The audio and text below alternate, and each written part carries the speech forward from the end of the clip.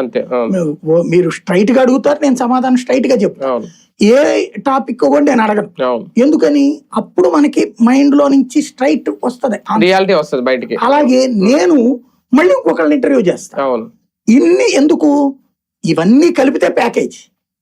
ఇక్కడ ఏం జరుగుతున్నది, వీళ్ళ దగ్గర జరుగుతున్నది ఏంటి, దారి తప్పిన రాజకీయం ఆంధ్రాలో ఉంది. ఇవాళ చంద్రబాబు గారు తక్కువేం మాట్లాడట్లా, లోకేష్ గారు తక్కువేం మాట్లాడట్లా, పవన్ గారు తక్కువేం మాట్లాడట్లా. వీళ్ళందరి మాటలలో కూడా నువ్వు దుర్భాష ఉన్నప్పుడు జగన్ విషయంలో నేను ఆ విషయంలో సమర్థిస్తాను. అతని నోట్లో నుంచి ఇదివరకు పీకుతారు, ఎంట్రుకు పీకుతారు లాంటి పదాలు వచ్చింది. లేదా పవన్ కళ్యాణ్ ని పెళ్లిళ్ళ గురించి మాట్లాడాడు, దుర్భాష కాదు, బూతు కాదు. అక్కడ లం కొడకలు ముంకొడకలు లేవు, నా కొడకలు లేవు.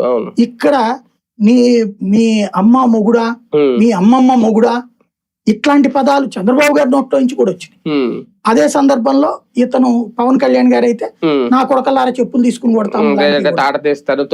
కాబట్టి ఇది సంస్కారహీనమైనటువంటి భాష పాలకులే పాడుతున్నప్పుడు దానికి కౌంటర్ వీళ్ళు ఏం చేయాలి? ఇప్పుడు ఫర్ ఎగ్జాంపుల్ జగన్ ని వీళ్ళు ఏం జరుగుతోంది, ఈ నాయకులు మాట్లాడుతున్నారు, ఈ నాయకులు మాట్లాడగానే జగన్ ఇది మాట్లాడలేడు. ఆ భాష మాట్లాడలేనప్పుడు జగన్ తరపున అభిమానులు అయినటువంటి వాళ్ళు మాట్లాడుతున్నారు.